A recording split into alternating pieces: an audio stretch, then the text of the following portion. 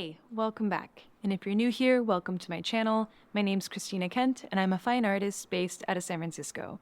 One question that I get a lot from oil painters, whether they're just starting out or they've been painting for a while, is about how to manage the toxicity of oil paints. I think this is something that all oil painters are concerned about, because if we want to be able to paint for many years, then we need to make sure that our studio practice is as safe as possible. But it can be difficult when some of our favorite colors contain chemicals like cadmium. That's why I was so excited to collaborate with Blick Art Materials, the sponsor of this video. They have a line of cadmium-free paints. They have all the saturation, the strength of traditional cadmium paints, but these paints are non-toxic. In this video, I'm going to test out each of the colors from this series, and then I'm going to use a few of them in a demo of a still life painting. To test out the colors, I'm just putting a little bit of each color straight from the tube onto my palette. Then I'm going to take my brush and I'm going to paint onto the paper. Here I'm using Arches oil paper just to see how the paint looks on the paper. I'll also mix a little bit of each color with some white to make a tint of each color so you can see how it responds when we add white to the mixture. This line includes cadmium-free versions of red deep, red medium, red light, orange, yellow deep, yellow medium, yellow light, and lemon yellow. Now, interestingly, when it comes to cadmium pigments, there's no one universally agreed upon look for each cadmium color. Utrecht's cadmium-free line was designed to be universal cadmium-free colors, based on combining the color profiles of cadmium colors across top paint brands. They are professional grade and have a #1 light fast rating, meaning that their color and saturation will last for many years. And they come in both oil and acrylic paints.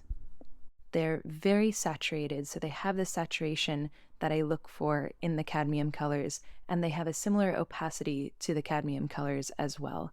And the tints are also beautiful, still very bright, still getting the saturation of the colors, so I feel like these are performing really, really well. Here's a closer look at the swatches that I created.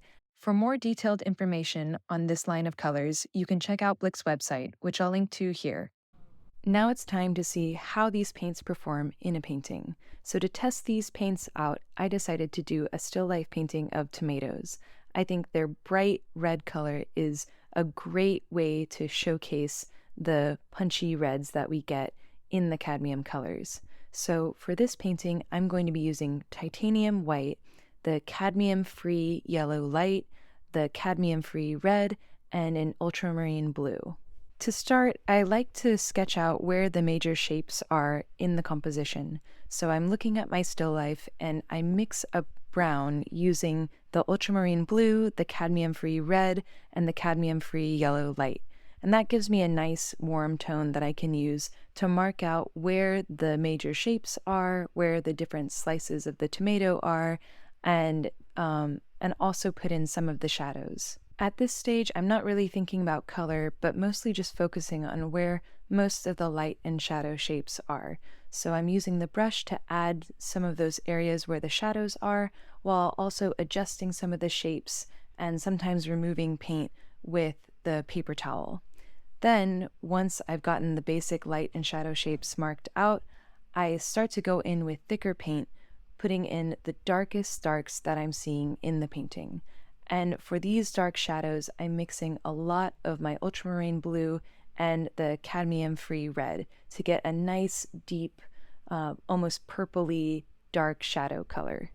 Once I've put in those darkest darks, then I move on to the next darkest colors, which are the deep reds that we see inside the tomato and in the parts of the tomatoes that are in shadow. And as I'm painting, I'm really enjoying the way that the cadmium-free colors are behaving. I find that they seem to behave very similarly to the cadmium colors that I'm used to working with. They have a nice, really warm tone to them, and they mix really well with the ultramarine blue. As I paint the parts of the tomato that are getting hit by more light, I'm using more and more of that pure cadmium-free red, sometimes mixing in a little bit of the cadmium-free yellow as well. And then in some areas where it turns a little bit more pinkish, then I'll add the titanium white to give it that slightly pinker color.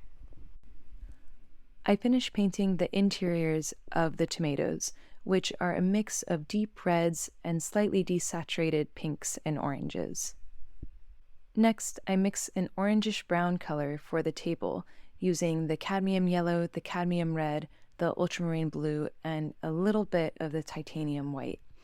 I also mix a nice, very light color for the plate. It's mostly white with a little bit of purple tones and also a little bit of yellow tones in some of the areas that are getting hit directly by the light. I don't want to mix too light of a color for the plate because I still want the highlights to stand out when I add them in later. So as I'm mixing the color, as I'm mixing this sort of grayish purple color for the plate, I'm making it a little bit darker than what I'm seeing with my eyes. Now that I have all of the major shapes blocked in, then I can go in and start refining the shapes and adding details. I go back into the darker parts of the tomatoes, using the cadmium-free red and the ultramarine blue to mix a nice, really dark color that matches what I'm seeing. As I'm working on this painting, I'm really trying to pay attention if I notice any differences between the cadmium-free colors and the cadmium colors that I'm used to painting with, and I'm really happy with how these cadmium-free colors are performing.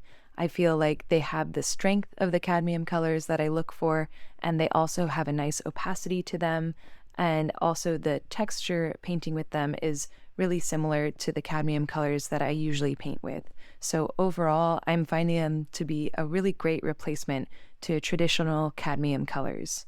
I also start to build up some of the highlights on the table, mixing a slightly lighter, almost gold color that I start to paint over the more orangey tone that I put down earlier. Next, I focus on adding some more details to the interior of the tomato.